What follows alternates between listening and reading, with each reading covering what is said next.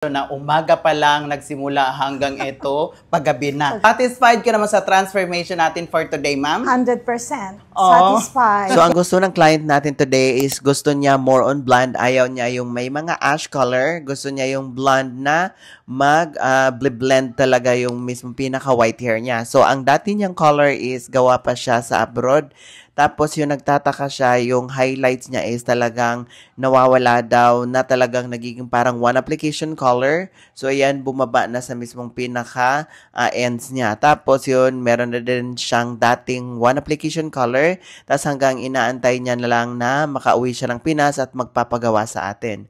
So, eto guys, ito yung sinasabi ko sa inyo rin na once na meron tayong previous highlight sa baba, so, need na talaga natin na yung mababa na developer na uunti-untiin natin na i-light yung color. Dahil hindi kasi basta-basta na i-diretso natin na ida-down yung lightener sa mismong pinaka-baba niya kung meron siyang highlights. Dahil mauunang maluto at mapuputol yung mismong pinaka-baba. So, unahin mo na talaga yung pinaka-one application color sa mismong gitna hanggang sa papadaanan na lang sa ends niya. So, eto si ma'am, as in yung hair niya is nag-dry na rin yung sa baba. So, nag-color correction muna tayo bago natin pinatungan ng bagong color and nag-treatment na rin tayo para ma-refresh lahat ng strand ng hair niya kasi gusto niya talaga is hindi siya as in totally buhaghag. So, yun yung before at ito yung after.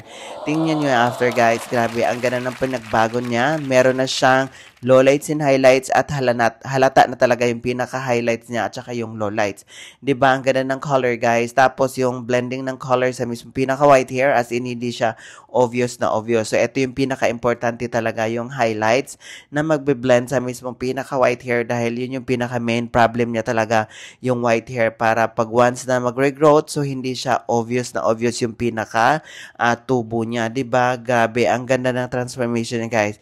So ito yung harap niya guys. O say, di ba, napaka-beautiful transformation. Kung mapapansin nyo guys, meron na siyang makikita yung lowlights and highlights. So, makikita nyo guys na meron siyang face framing highlights dahil dito talaga ang white hair na nagkukumpol talaga guys. Lahat talaga is kadalasan dito talaga mismo sa harap talaga yung ibang white hair. So, minsan naman dito sa mismo pinakatuktok.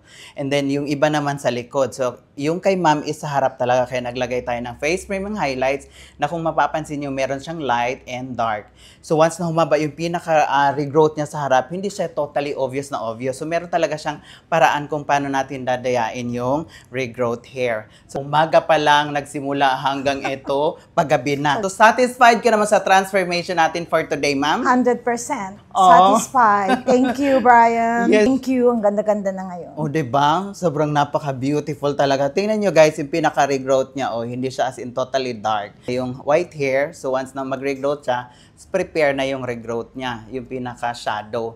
Dahil yung pag dark brown kasi talagang obvious na 1 week pa lang or 2 weeks, kitang-kita na talaga. Diba? Grabe, tingnan nyo naman guys. Oh, 'di ba? Kailan pa tayo magpapaganda kung meron tayong nararamdaman sa katawan? So enjoy your life talaga. 'Di ba? So thank you so much, ma'am. Thank you very much. Mabalik-balik ulit.